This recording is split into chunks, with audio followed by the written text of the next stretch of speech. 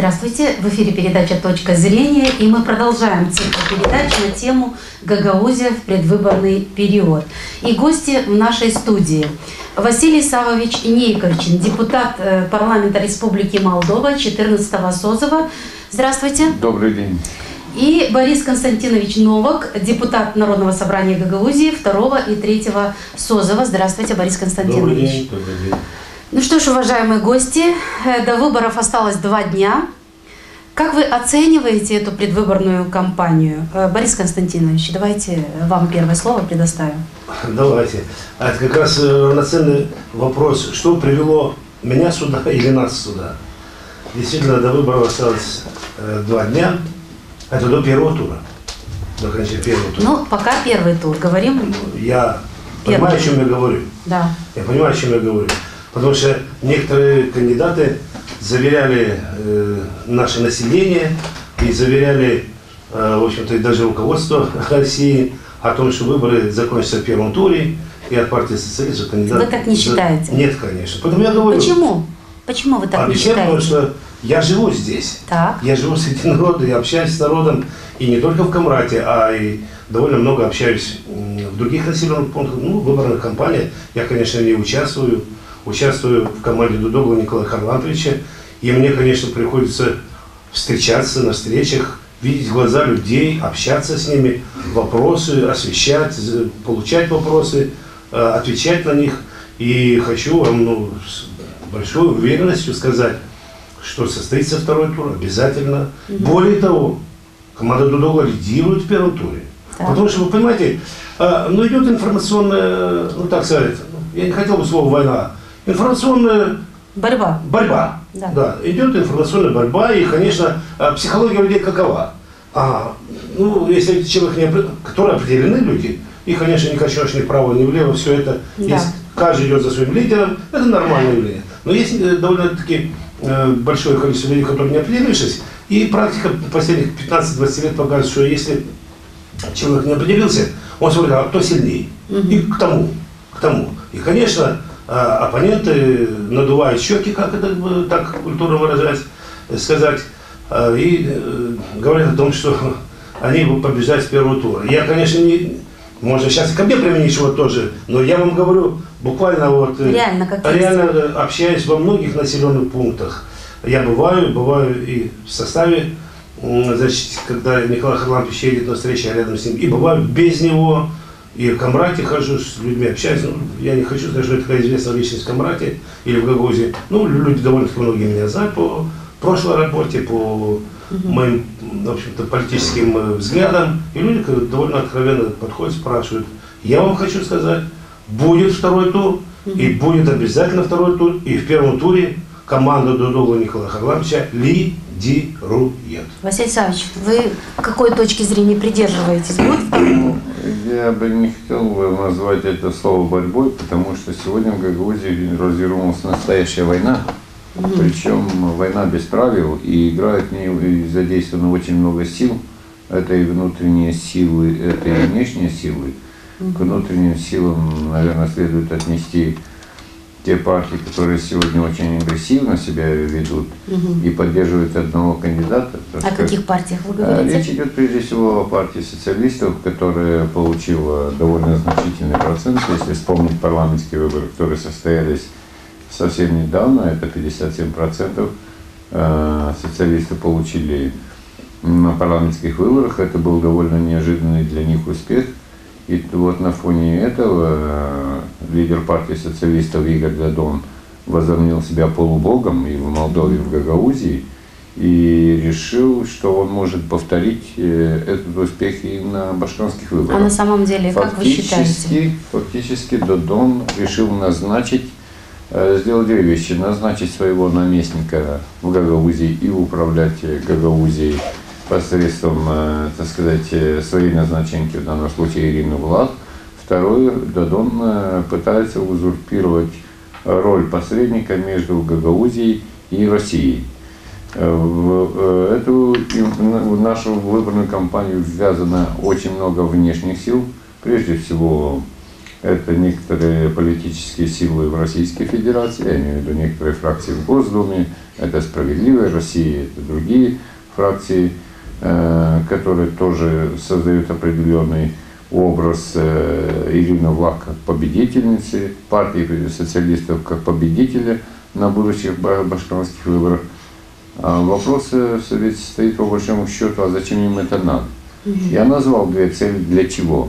Во-первых, Игорь Додон пытается застолбить себя в Гагаузии, потому что у него появился очень опасный конкурент, и этот конкурент Ринат Усатый. Если на парламентских выборах с помощью Додона его удалось снять, и за счет этого Додон получил тот самый процент, который он получил, то сегодня, вернувшись Усатый, не будет жалеть Додона, и на парламентских выборах ситуация совершенно изменится. А к следующим парламентским выборам Додона просто не будет.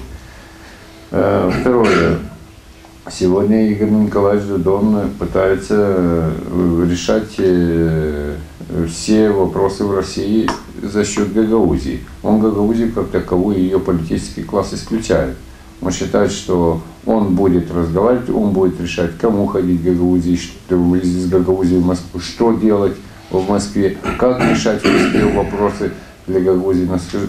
Слава Богу, в Гагаузии достаточно длительная, многолетняя практика отношений с Россией, и это делали и при прежних правителях Гагаузии, при прежних башканах, при прежнем руководителе Народного собрания, при Табунщике, при Кариторе, при Харламенко. И то, что делает Игорь Николаевич Додон, к сожалению, его не красит как политика, равно как и не красит Ирину Влах как кандидата в башкар. Спасибо, Борис Константинович. Вот ваше мнение о том, что вот есть немножко, но это чувствуется вмешательство извне. Вот вы что думаете? Ну, вы знаете, я хочу сказать, что обидно и больно смотреть и наблюдать то, что происходит. Ведь мы с вами, я человек взрослого поколения, и выросли все на русской культуре, в Советском Союзе, воспитаны в интернациональном духе, на русском языке получили образование. Все, мы почти русские, по образу мышления, по всему. И никогда мы не можем, никто из нас, ни один гагауз не может что-либо сказать против России. Мы все там, и команда Дудогла, и мы все пророссийские. И когда состоялся референдум, о котором сейчас много говорят, в том числе вчера по 24, по ТВ, как оно? Россия-24. Россия-24, там я смотрел тоже интересную передачу. Тоже о нас говорили, о гагаузах, как о пророссийском векторе. Конечно, да, и все референдумы, и Россия, все знают об этом референдуме. Но беда заключается в том, что результаты референдума присваивает определенную группу политических сил. Это вот социалисты. Они присваивают, что это их заслуга. Да ничего подобного. Мы все участвовали. И вся Гагаузия, весь народ поднялся. И в том числе и команда Дудола. Вот лично я был, членом комиссии в 5-й школе Камрата, потому что мы участвовали там, и вся команда участвовала.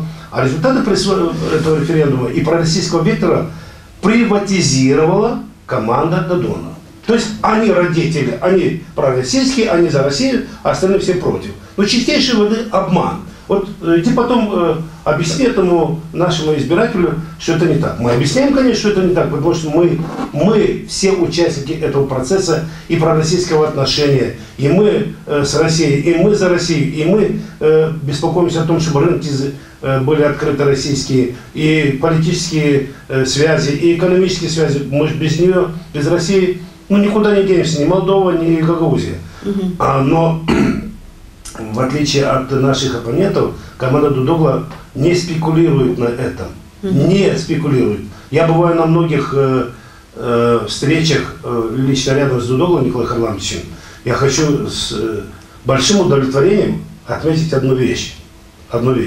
Никогда Николай Харламович Дудогла не позволяет себе каких-либо некорректных выпадов, высказываний в адрес как Ирины Федоровны Влах, так и остальных оппонентов. Более того, допустим, я могу где-то иногда эмоционально что-то, зная, я в той команде был, много чего, по жизни прошел, видел, зная, я могу где-то эмоционально высказаться, он наоборот приостанавливает, не надо, это некорректно. Поэтому обидно наблюдать, что приватизировали пророссийский вектор. А вот это меня несправедливо. интересует такой вопрос. Вот референдум проводился в феврале 2014 года. Да. Вот партия социалистов у нас в Гагаузии, ячейки, они были? Когда они образовались? Как бы не бить себя в грудь, я не ожидал такого вопроса, который вы скажете, зададите, да? Хочу вам сказать, что я на каком-то из ТВ тоже высказал, Дадон приватизировал партию социалистов. Я лично стоял, когда была запрещена Компартия в 91 году, в 93 году, даже начало 92 года, лично я в Гагаузии с Виктором Николаевичем Волковым и Шарафуллин, Царство Небесное, мы тогда стали у истоков создания партии социалистов. Секретарем был Крылов Валентин Михайлович, и 15 лет до прихода в команду Ирины Федоровны, 15 лет я руководил по Гагаузии, был членом Совета партии социалистов Республики Молдова, и с Крыловым, и с Сенником работал, и с руководством партии, и представлял ее здесь, я. Потом уже, когда пришлось, значит, подкрепить команду коммунистов, потому что у нас направление и политическое направление это одно и то же. Вот надо было ставить вопрос об объединении, я не хочу сейчас детали эти. А им просто сейчас свалилась готовая работа. Готовая, сделанная партия, которая здесь была, и она просто готова. И Дадон просто оттеснил Крылова, Валентина Михайловича. Кстати, я с Крыловым поддерживаю связь, и хочу сказать, что там 2 суда. Там незаконно было отстранен Крылов Валентин Михайлович, секретарь исполнительный, от своих обязанностей. И еще неизвестно, чем закончатся суды. Там вполне возможно, что Крылов Валентин Михайлович выиграет, и Дадон останется не руководителем партии, никем. Василий Савич, вот вы как оцениваете, вот 10 кандидатов у нас сейчас в Башкан, вот шансы, анализ какой-то не проводили? Я хотел бы немного дополнить Бориса Костиновича. Про партию социалистов Гагаузии? О партии социалистов. Мы с Россией, вот когда говорят, что Россия это только Дадон и Ирина Влах, это просто ложь, направленная на спекуляции нашим пророссийским отношениям. 213 лет назад наши предки пришли сюда, на эту землю. Они присягнули на верность российской короне, они присягнули на верность русской православной церкви, и они заветом не изменяли. Конечно, история менялась, приходило румынское королевство, происходила оккупация, поменялось государство, которому мы присягали, но Борис Костинович прав, что при этом мы всегда оставались ментально русскими. Мы оставались в вере русскими, мы оставались в языке обучения русскими. Для нас Россия – это свет в окне, и это никто не может отрицать. И когда одна из политических сил пытается узурпировать вот это направление для того, чтобы использовать его не во благо, а чисто для электоральных целей, это называется политической пошлостью. Вот этой пошлостью сегодня спекулирует и Ирина Влах, и Игорь Николаевич Дадон, у которых нет ничего святого. Да плевать им по большому счету на Россию. Потому что когда Ирина Федоровна Влах была членом ПКРМ, и в 2006 году в программу в партии вписывали так называемую европейскую интеграцию, Ирина Федоровна, будучи в парламенте, всецело поддержала европейскую интеграцию. Я у вас в студии говорил, что создавали отделы европейской интеграции вплоть до коммунхозов. Каждый имел отдел европейской интеграции, отчитывался об успехах продвижения европейской интеграции. Сегодня они вдруг резко отказываются, понимая, что партия коммунистов, которую, кстати, они уничтожили, Ирина Влах уничтожила вместе с Горизаном, вместе с Тютиным, которые сегодня клеймят Ворониной партию, они уничтожили партию. Сегодня все 3 райкома партии распущены, назначена перерегистрация остатков коммунистов. Вы знаете, сколько осталось коммунистов в Гагаузии? Красный пояс, который всегда традиционно давал, я вот сегодня делал выборку, 50, 60, 70, 80, 90% давал за коммунистов, он дал 12% при первом секретаре Ирине Федоровне. Они продают это быстренько. Парламентские выборы. Совершенно верно. Они быстро передают Компартию, понимая, что есть какой-то вал подъема у партии социалистов, быстро туда переметывается для того, чтобы решить всего лишь одну задачу – получить кресло Башкана любой ценой. Теперь о шансах кандидата. Я хочу сказать, в чем самая большая опасность вот этого движения. Ну, Василий Александрович сейчас обратил внимание на одну вещь, что, будучи находясь в парламенте и в центре высших событий партии коммунистов, ни Ирина Федоровна, ни остальные наши депутаты от Гагаузии партии коммунистов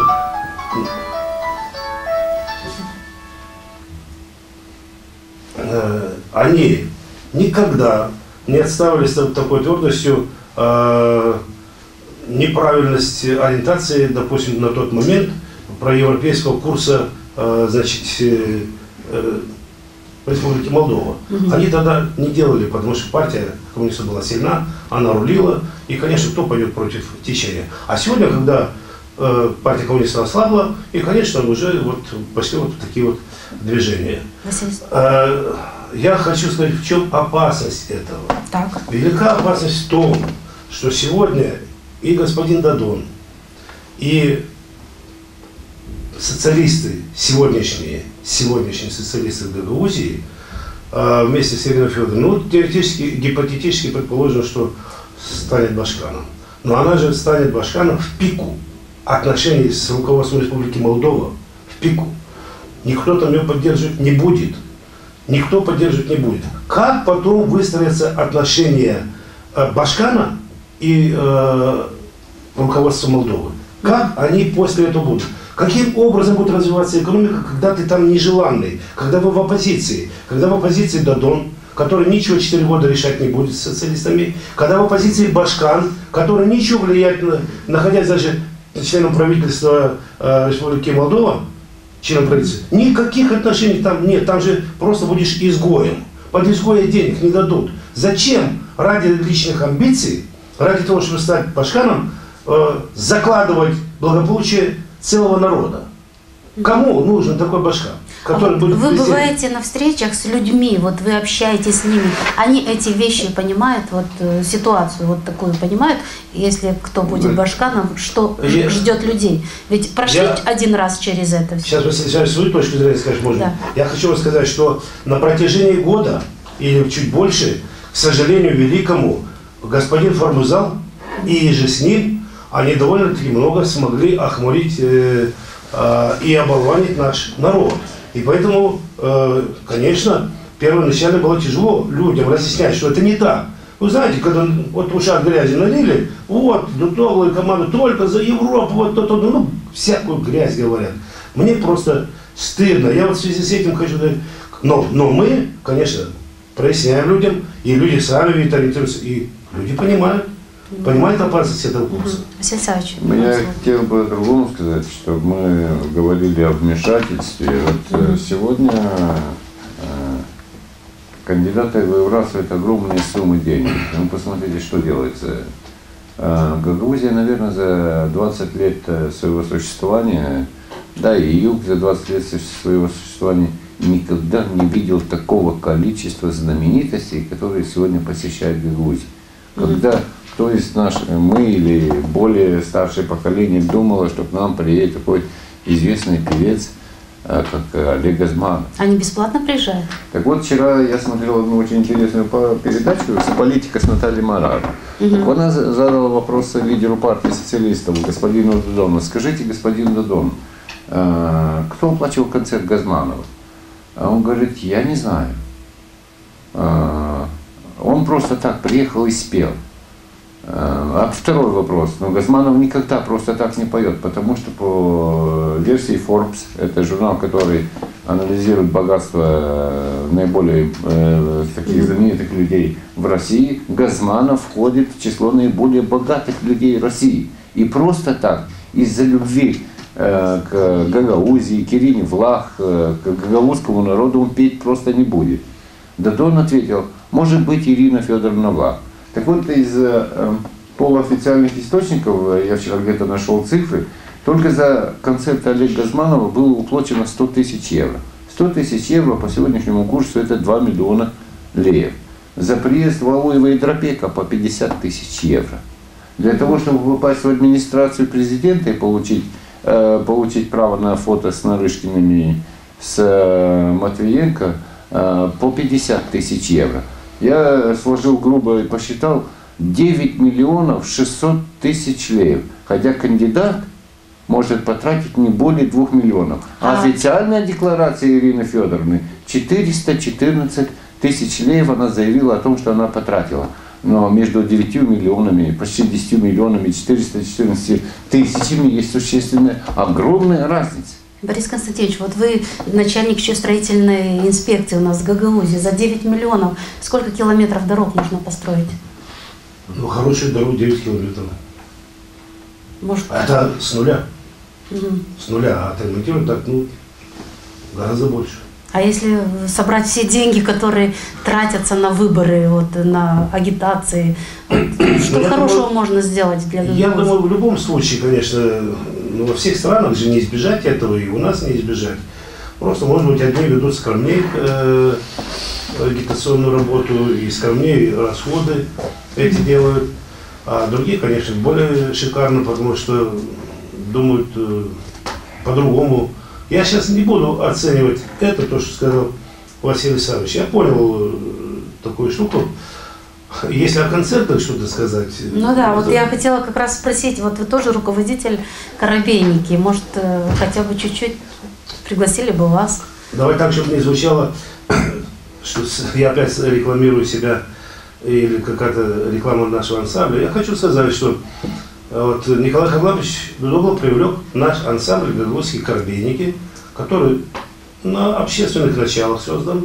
Это образцовый ансамбль художественной самодеятельности. У нас люди все на работе, работают. Вот. И сейчас попросил, значит, дать ряд концертов по гагаузским населенным пунктам. Мы уже провели 5 концертов. Я вам хочу сказать, что вот интересно, я не хочу пиариться. Я сам для себя сравнивал такой вопрос. Действительно, вот идет информация, что приезжие наши великие светила музыки везде, они берут от 50 до 100 тысяч евро за концерт. 1,5 часа концерт. Наш ансамбль «Гагаузские Коробейники» дают 1,5 часа свободно. Мы сами, без никого, работаем не под диск, не под фанеру, а работаем вживую. 20 человек на сцене. 20 солисты, музыканты. И, конечно, нельзя нам сравниваться со звездами, далеко нет. Далеко нет. Но я вам хочу сказать с ответственностью, с гордостью, вот нас принимают. Вчера мы были в Светлом, на БИС, приезжайте еще. Были в Киселе, были в Авдарме. Люди очень хорошо понимают. И мы бесплатно. Потому что мы всегда мечтали для людей работать бесплатно. Даем очень хорошие концерты, очень нормальные, бесплатно. И для людей это понятно. Мы свои. Здесь даем. Я смотрел Жок смотрел, с таким восторгом я смотрел. Это не один человек под диск работает, а там танцевальная группа, 2 по 20, 40 человек только танцевальная группа, и 20 человек оркестратор, 60 человек на сцене. Понимаете? И, насколько я знаю, они за 10 тысяч сработали. Но там 60 человек, они приезжают в Кишинев, затраты, все. Так на весы, если положить то, что говорит Василий Савич, чего мы ищем где-то там?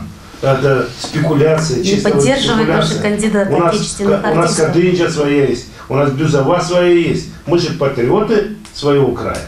Очень жаль, я дополню Борис Константинович, что сегодня Центральная избирательная комиссия сформирована таким образом, как она сформирована, потому что она должна тщательно следить за всеми этими расходами и тратами.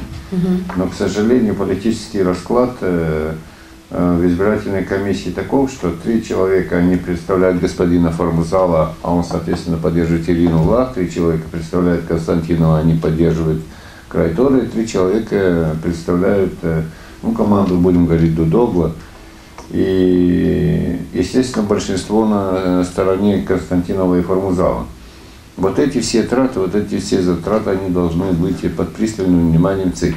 Сегодня основание для того, чтобы снять кандидата Влах с ее количеством баннеров, концертов, выступлений и всевозможных таких шумных пиар-акций, вы откроете любую интернет-страничку, открываешь Mail Ирина Влах, открываешь Facebook Ирина Влах, открываешь Яндекс Ирина Влах. Я скоро из унитаза, откроешь крышку унитаза, и там будет кто-то кричать и сказать: голосуйте за Ирину Влах. До маразма доходит, вы понимаете? Но это стоит колоссальных денег. Я как-то взял прайс-лист, сколько стоит на Mail.ru, там в неделю получается порядка 4000 евро в неделю для того, чтобы на основных вот этих сайтах Mail, Яндекс, Рамблер 4000 евро. Если мы грубо умножим, то сколько же тратится денег? И ЦИК, между тем, Формузал выступает, говорит, у нас самая демократичная компания, у нас все в пределах нормы, мы не позволим снять никакого прогрессивного кандидата, причем имея в виду только одного прогрессивного кандидата Ирину Влад. ЦИК должен за этим следить. Конечно, могли бы вмешаться республиканские органы, но как только вмешиваются какие-нибудь республиканские органы, сразу выскакивает, как черт из табакерки, господин Формузал и кричит, что это нападение на гагаузскую демократию, это зажим демократии, мы не позволим, мы выведем людей на улицу. Вы знаете, идет шантаж как со стороны этих господ, которые пока еще правители Гагаузии, так и идет шантаж с их стороны в отношении республики. Вы не лезьте в наши дела. К сожалению, выборы Башкана Гагаузии, Народного собрания, местные выборы давно из соревнований, платформ, конкурентов, личностей превратились в самый настоящий доходный бизнес. У кого больше денег, у кого круче связи, тот сегодня может участвовать в выборах. Давайте немножко как-то по-другому завернем наш разговор, потому что мы только вот на критике самого процесса выборной кампании говорим, а может быть как-то по-другому построим нашу беседу. Ну, да, от этого не уйти, конечно, от этого не уйти. Но мы что-то не договариваем основное, вот лично я чувствую. Основное мы не договариваем, еще раз хочу подчеркнуть, самое главное, вот, то, с чем я пришел сюда, что кто бы ни был избран Башканом Гагаузии, из всех, кроме Дудогла, никто из кандидатов, никто не сможет выполнить ту работу, которую сможет на посту Башкана сделать Дудогла Николай Харламович. Почему Обосновываю. Ну давайте так, реально. Да. Во-первых, человек 11 лет реально возглавлял реальный сектор. Экономический, строительный, будучи примаром. И, конечно, посмотрите, какую большую работу произвел он в городе Камрате.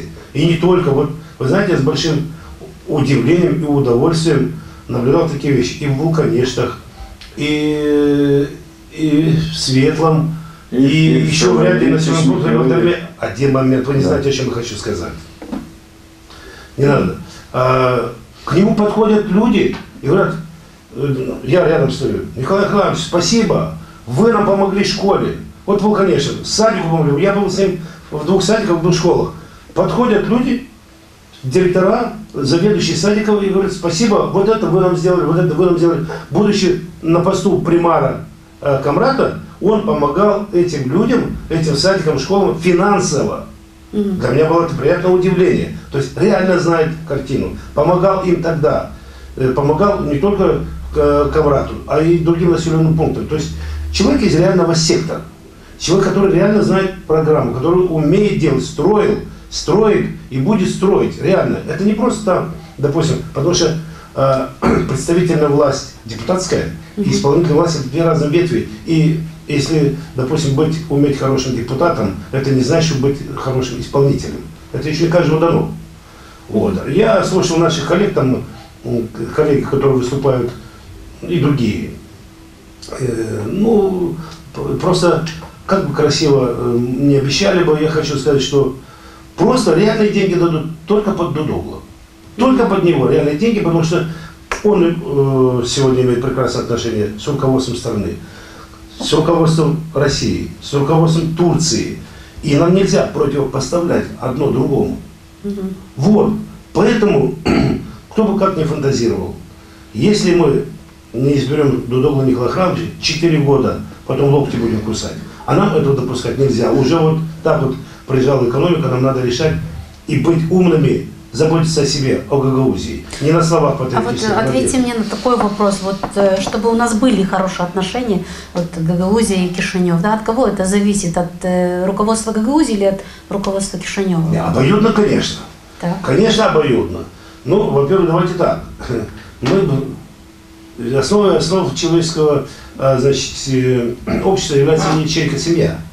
Если нормальные отношения между родителями, какие дети вырастают? Ну, в большинстве случаев нормальные. Если нет нормального отношения в семье, в ячейке, раздоры, кто страдает? Дети страдают, семья страдает, муж страдает, жена страдает, каждый страдает. Поэтому обоюдно, вот я знаю точно, что, почему я все время это утверждаю и акцентирую на это внимание. С Кишинева от нынешнего руководства, как бы оно ни было, я не верю, что оно настроено антироссийски, потому что другого выхода нет, как с Россией только дружить. Оно настроено прагматично. С Кишинева идет серьезный посыл, что будет Дудогла башканом. Мы для Гагаузии сделаем все, чтобы она была сегодня, я не хочу упоминать слово процветающая, это болтовня, процветающая Гагаузия, а реально стабильная экономическая ситуация в Гагаузии. Оттуда идет посыл. Отсюда идет желание, стремление. Когда объединяются два вектора, мы действительно будем иметь преимущество. И только с Дудогла. Я немного дополню. Вы обратите внимание на риторику последних лет, которая наблюдается в отношении Кишинева. Я для себя выделил два момента. Как ведут себя оппоненты Николая Харламовича Дудогла. Один кричит «Соседняя республика Молдова». Вот это команда одного из кандидатов, я не буду называть, я отношусь к нему с глубоким уважением.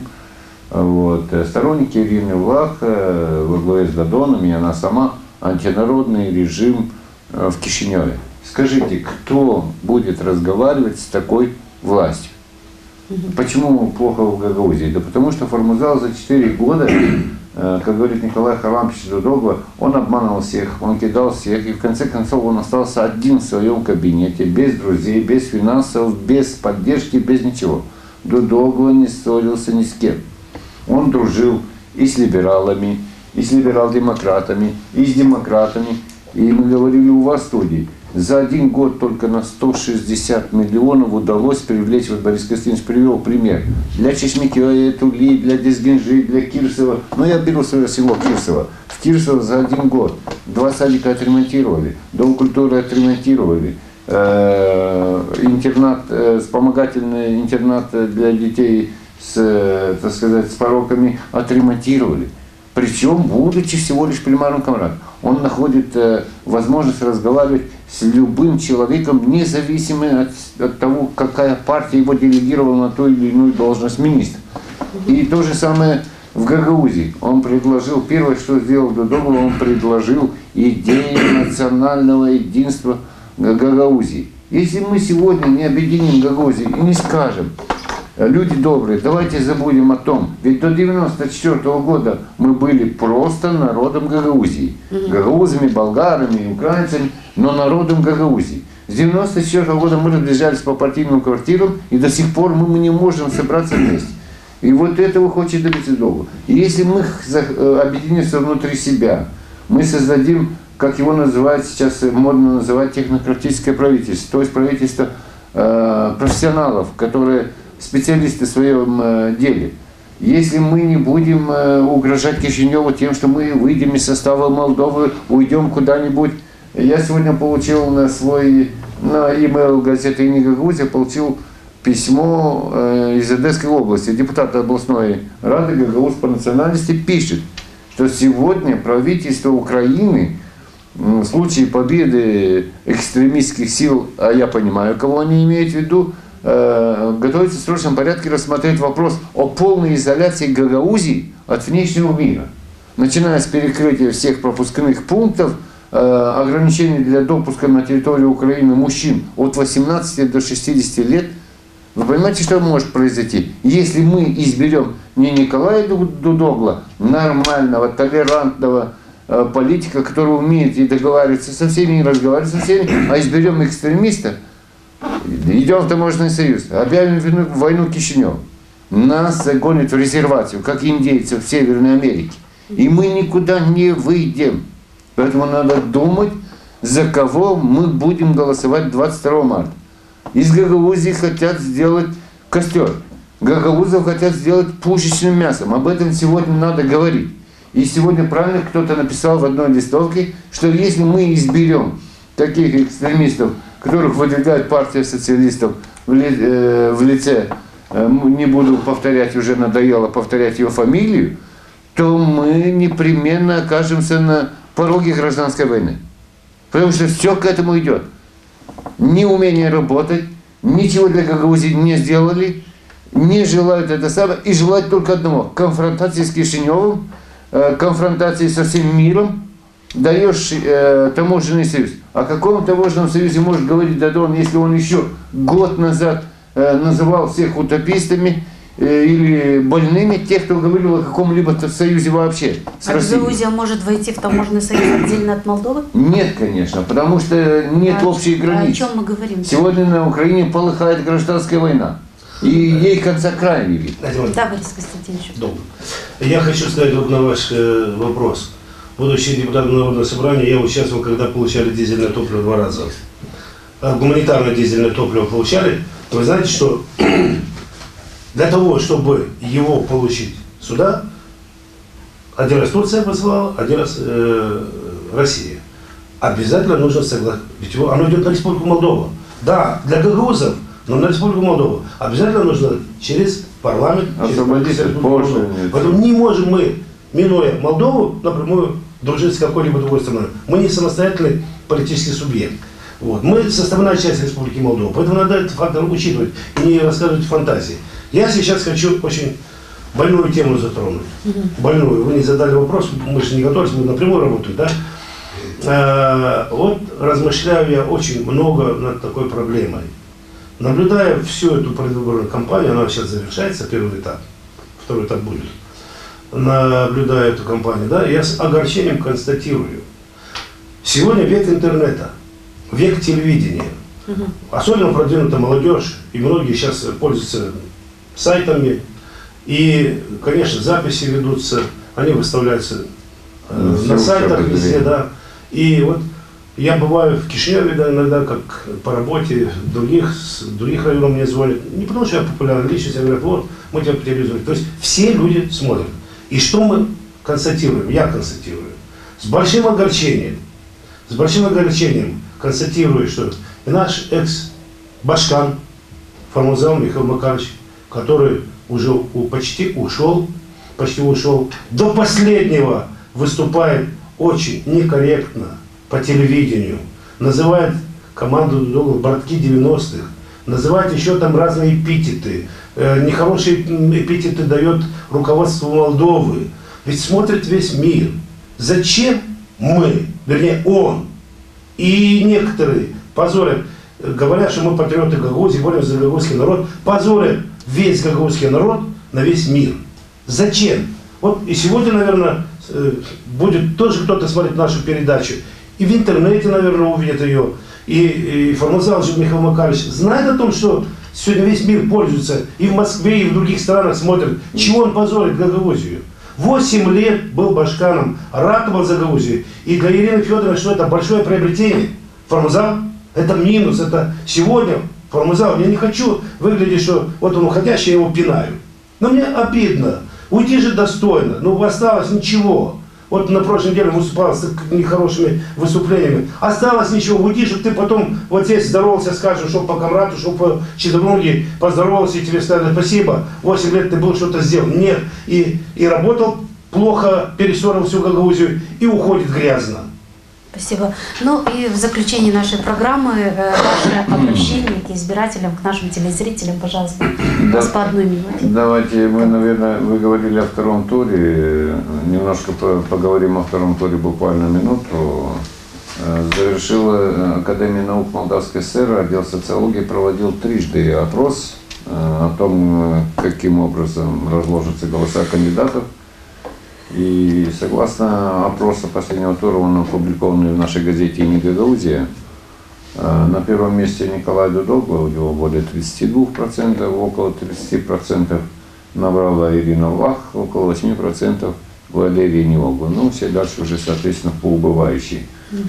Ну, в принципе, ничего странного. Точно такой же процент был на прошлых выборах в 2010 году. Если кто-то помнит, в первом туре Дудогло набрал 31%, Ирина Лах около 30%. Так, Борис Константинович, если мне память мне не изменяет.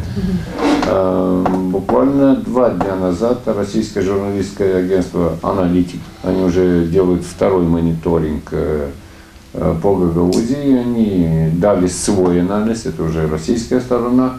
33% у Дудогло, 32%, чуть выше процент, чем у молдавских социологов, у Ирины Лах. Это означает, что во втором туре встретятся Николай Дудогло и Ирина Лах.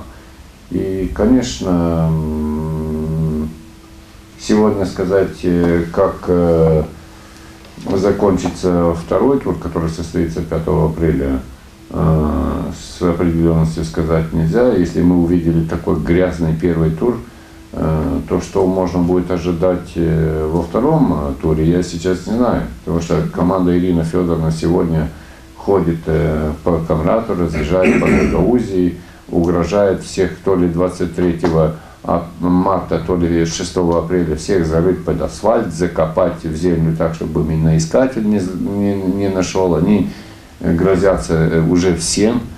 И я говорю себе, и я говорю всем телезрителям, не дай Бог прийти к такой власти. Формузал покажется нам ангелом воплоти. Борис Константинович, ваше заключение. Ну, я немножко по-другому скажу. Я больше оптимист. И хочу сказать, я знаю, как закончится второй тур. Выиграет Дудогло Николай Харламович однозначно. И еще раз хочу подчеркнуть, я бываю в народе, вижу внутри ситуацию. И хочу сказать еще раз всем телезрителям с гордостью подчеркнуть, что Дудогло Николай Харламович, вопреки ожиданиям многих, вопреки тому, что на него столько много глупостей наговорили, и целый год Формозал там Небулис придумывал на него и на его команду, Николай Харламович ведет очень корректную, очень достойную кампанию, не высказывается в адрес оппонента никакими плохими словами, глупостями, очень корректно ведет. А поэтому добро всегда побеждает. И он победит. Добро побеждает. Поэтому хочу сказать, дорогие телезрители, дорогие избиратели Гагаузии,